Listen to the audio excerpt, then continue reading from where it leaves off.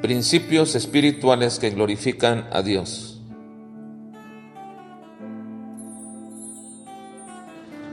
Principio espiritual 127. Las bendiciones o perjuicios en nuestras vidas no están basadas en el esfuerzo propio, son el resultado de la obediencia o de la desobediencia a los mandatos del Señor. Levítico capítulo 25 al capítulo 27.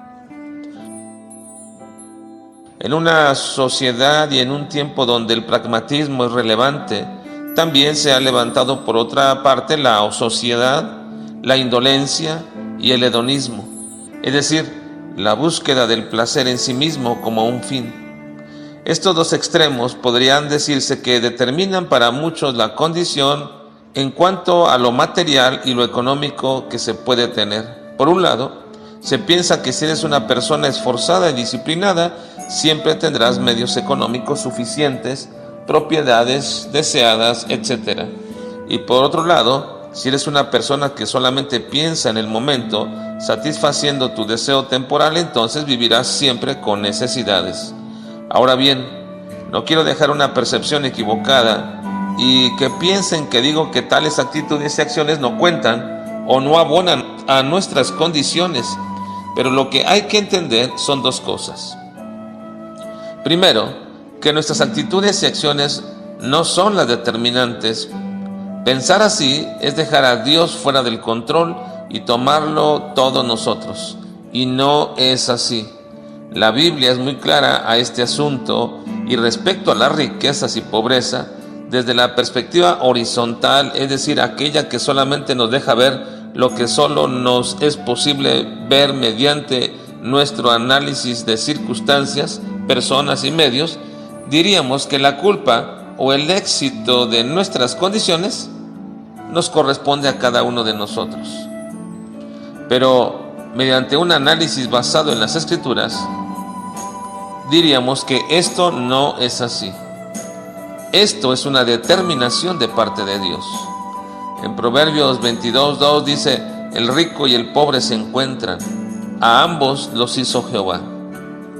Ahora bien, la segunda cosa que necesitamos también entender es el significado bíblico de bendición, porque la mayoría de las personas traducen el concepto de bendición como riqueza y prosperidad, pero también continuamente se nos alerta al respecto a estas cosas como la manera en que muchas personas se extravían y se olvidan de las cosas espirituales y de Dios mismo. El Señor Jesucristo le llamaba el engaño de las riquezas, como aquel joven rico que prefirió morir eternamente pero no dejar sus riquezas, o como aquel hombre que acumuló tantas riquezas que al final murió y no disfrutó absolutamente de nada.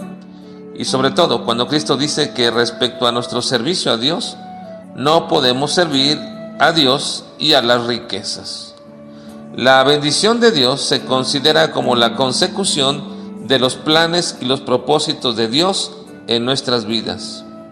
El pueblo de Israel termina recibiendo todas las ordenanzas de Dios para su nueva vida en la tierra a la cual van a entrar, y el Señor les recuerda que su vida puede ser bendecida o bien sufrir las consecuencias, pero que todo dependerá no de su esfuerzo, sino de su obediencia o desobediencia a los mandatos que les han sido dados. Así que podríamos decir que tanto en la vida del pueblo de Israel como también en la vida de cada uno de los miembros de la iglesia, Dios, a través de su mandamiento y ordenanzas, está desarrollando en nosotros obediencia. No existe algo que más agrade a Dios en que le podamos obedecer simple y sencillamente. Le dice a su pueblo que Él no quiere sacrificios, sino obediencia, porque cada mandamiento es un reflejo de la santidad de nuestro Dios. Y en la medida en que los obedecemos, manifestamos qué tan importante es para nosotros nuestro Dios y cuál es el grado de amor que decimos profesarle.